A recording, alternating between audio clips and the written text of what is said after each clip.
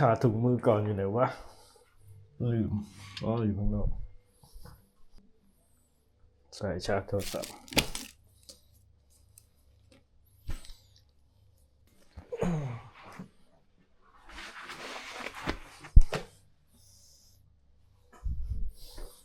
ไม่ลืมอะไรอีกนะ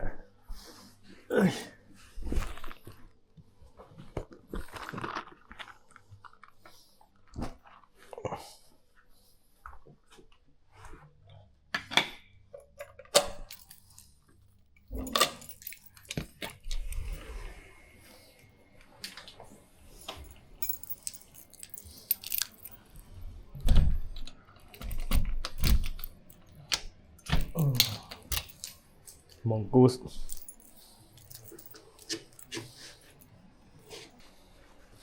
โอเคเดี๋ยวนี้ผมพาไปร้านอาหารของผมแหละกับเพื่อนๆที่ร้านลาดพริ้วอยู่5 แยกลาดพร้าวนะครับเดินทางจากงามวงวานไป5 แยกลาดพร้าวชื่อร้านลาดพริ้วไม่รู้ใครเคยไปเที่ยวกันบ้างเรคคอร์ดยังวะโอเคเดี๋ยวพาไปเที่ยวกันโดยใช้ Royal Enfield นะครับไปกันแล้วก็เดี๋ยวตอนเที่ยงก็น่าจะเข้าไปเมอร์รี่โกลาสตูดิโอต่อ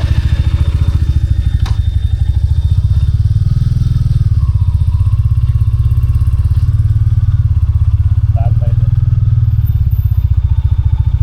ปัจแจมันหายไปแล้วเนี่ยพอเข้าสู่ซ่อมเช็คซื้ออะไรก็ปัจแจหายไปแล้ว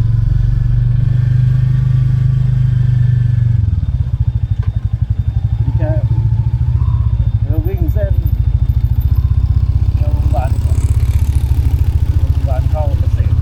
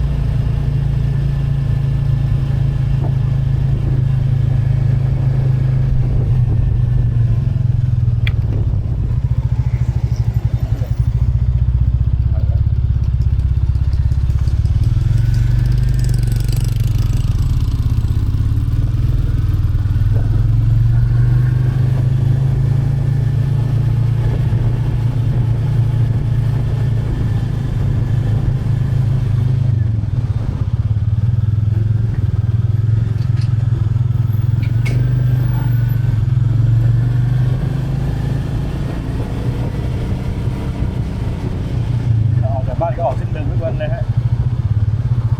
โดยตัวมันอยู่จากกระทรวงสาธารณสุขนี่ผมก็ไปไหว้พระทำบุญร้านก่อนที่ตรวจร้านลองนัดเจอ11 โมงเขาบอกว่าคนเยอะมากซึ่งแม่งถูกก็เยอะจริงเลย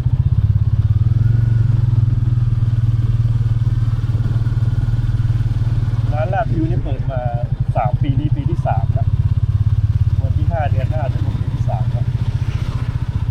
ก็ไหว้ทำบุญอะไรวันนี้ไม่มีเวลาได้เข้าตั้งแต่พอตัวคอนเสิร์ตแล้วผมก็ไม่มีเวลาได้เข้าไปเท่าไหร่กำลังคิดอยู่ว่าลืมอะไรบ้างจากบ้านรู้สึกว่าสะพายกระเป๋าแล้วก็ขับรถไปด้วยเนี่ยเริ่มหนักหลังแล้วคงต้องติดแหลกแล้วแหละ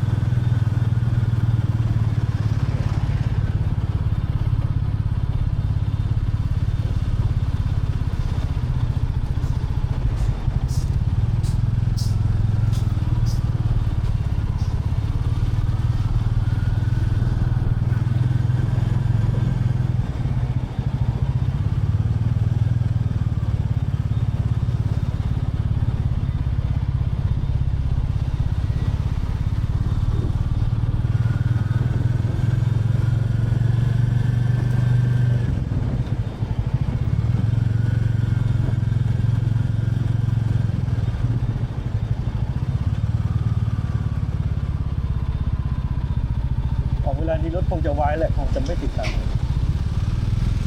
ช่วง7 โมง 8 โมงถึง9 โมงวานก็นรกอยู่นะ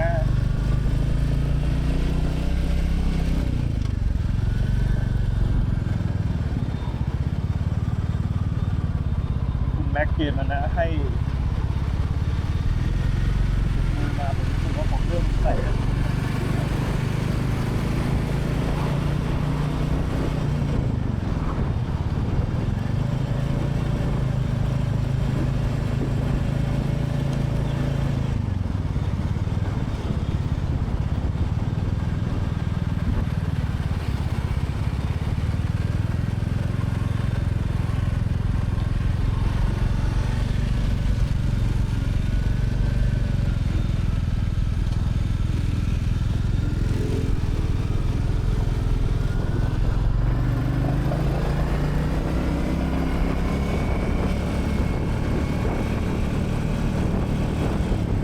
ต้องข้ามสะพานไม่มี10 ล้อดีพี่เขาจะรอให้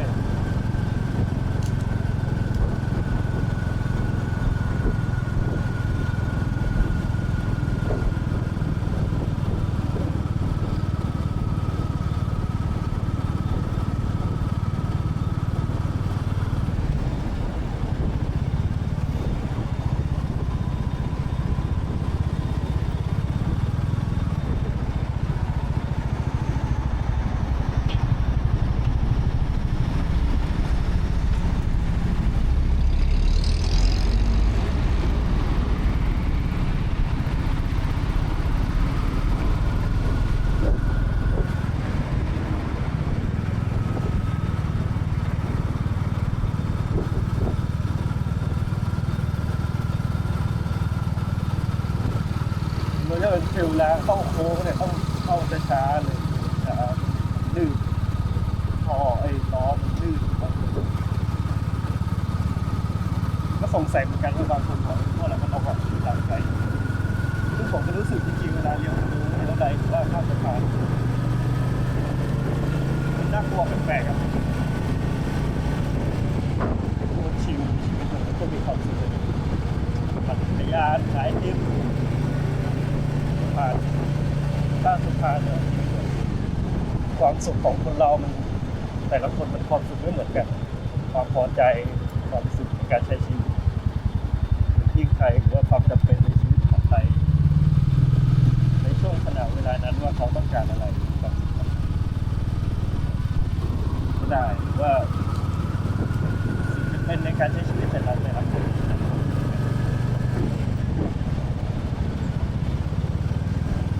โดยมอง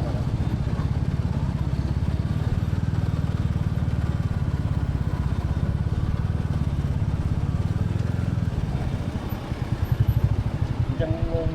เลยเช่นงามวงวานกับรถผ่านมา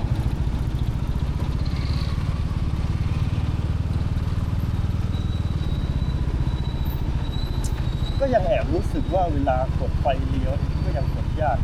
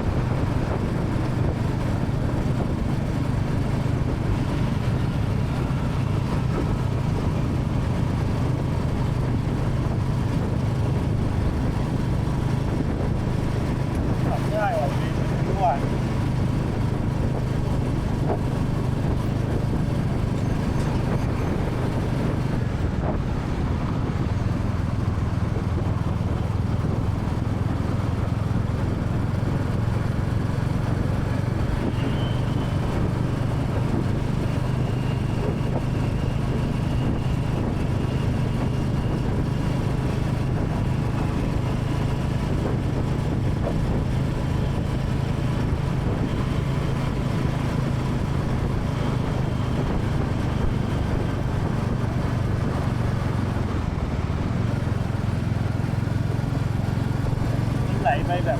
ไม่ต้องเบรกต้องอะไรอย่างนี้สบายอ่ะไหลไปเรื่อย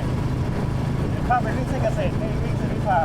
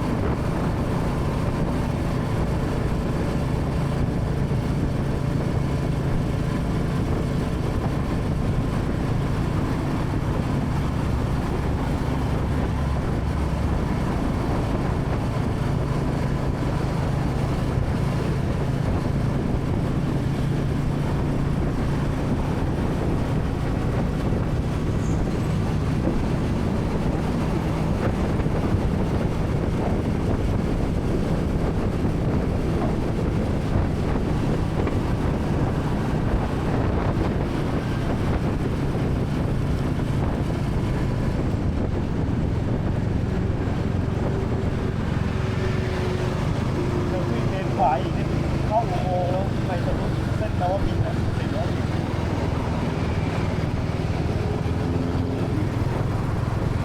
เราจะวิ่งกันโดยไม่ดูแมปกันนะครับ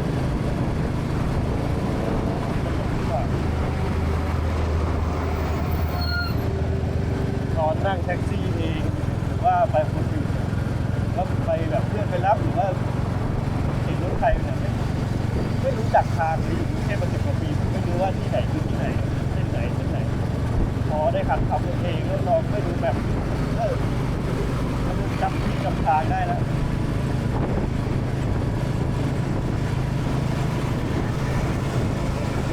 จะไปทำงานที่ไหนแล้วขับมอเตอร์ไซค์ไปด้วยติดเข้าไปด้วยสนุกกันบันทึกชีวิตประจำวันบนท้องถนนนะครับทั้งตรงจัดเขียวด้วยทันฝั่ง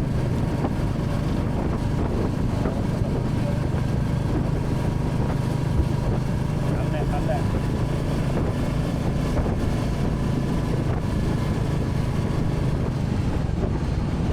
เลยครับเอานะ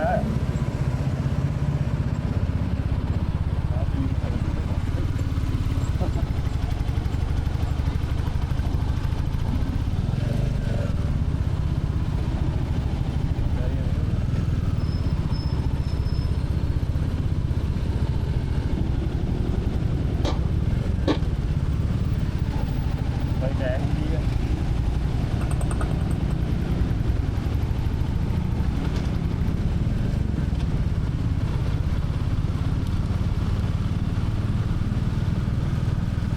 อยู่ข้างแดงเลยไม่เหลืองก่อนอ่ะ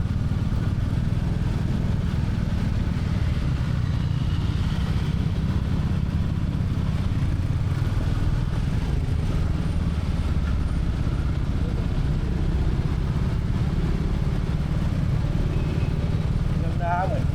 จะออกมาพอดีอ่ะ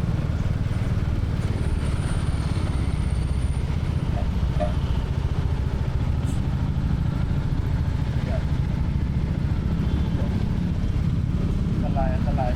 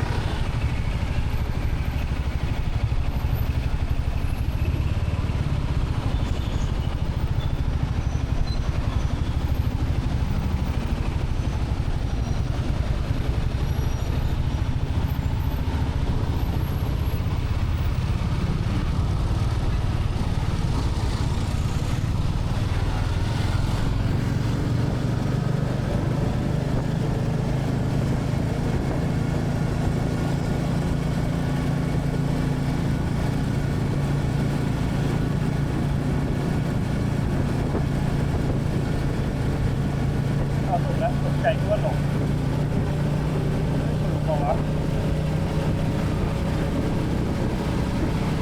ถูกแล้วถูกแล้วถูกแล้วไม่เป็นลาดพร้าวทางที่เดินเนี่ยเล่นแสงไฟ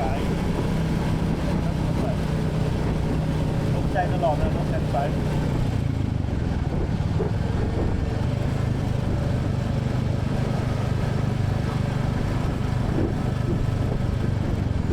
ใช่แหละถูกแล้วแหละ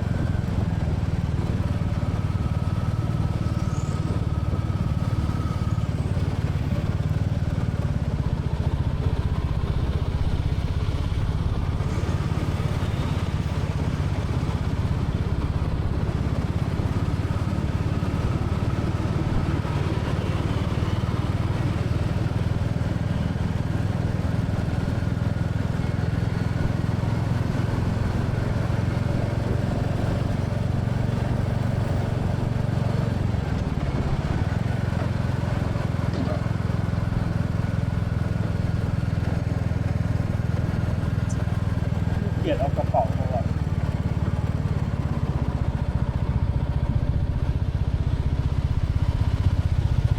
ข่าวอะไร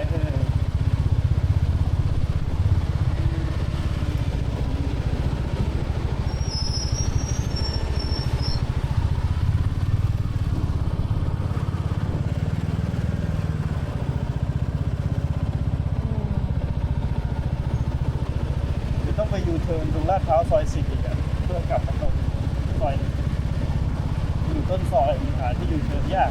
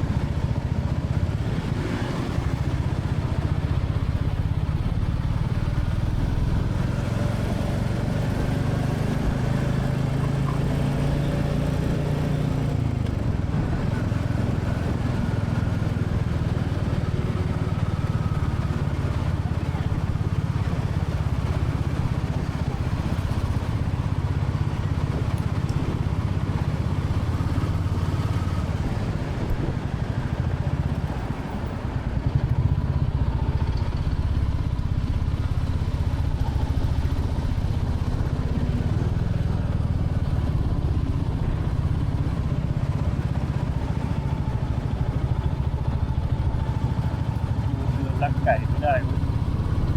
เที่ยวเองอ่ะถ้าผมรักไก่เอาไม่ได้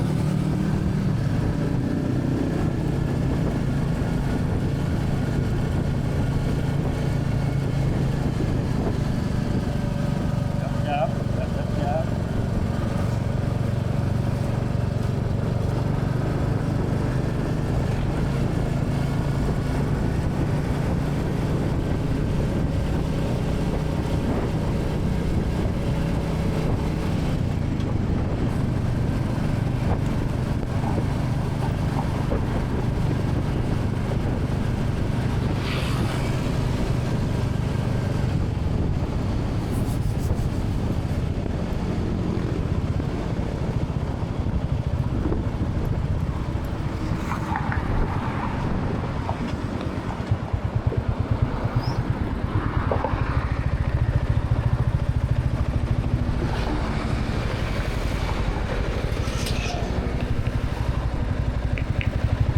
ขาไปทางเข้าลาดพร้าวแล้วก็ติดนะขาออกไปเส้นวิภาแบบลื่นไม่กล้าข้ามด้วยนะใจยังกลัวๆอยู่เพื่อนพี่น้องเนี่ยไม่ให้ขับมอเตอร์ไซค์เนี่ย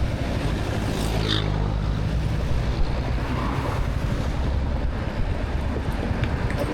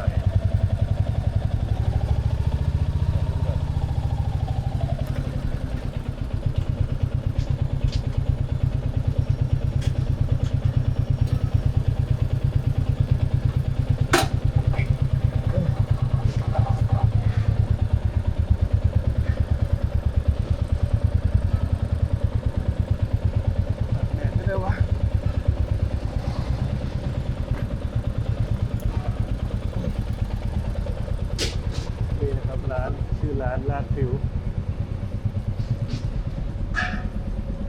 ถอดแบบ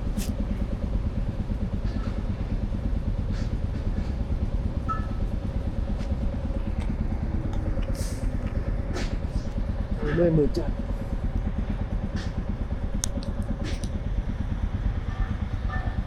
ร้านลาดพริ้วนะครับอยู่ตรง5 แยกลาดพร้าวเลยอันนี้กลางวันสภาพมันจะเป็นแบบนี้แหละมันมีไฮแลนด์มีพรุ่งนี้วันเสาร์มีเมสต่ออยู่ตรงนี้จบที่ยามก็จะบังแบบนี้มันจะอยู่หลังสถานีรถไฟฟ้าเนี่ยถ้าเหมือนเราขับมาเนี่ยช่วงหลังทุ่มหนึ่งเนี่ยมันจะ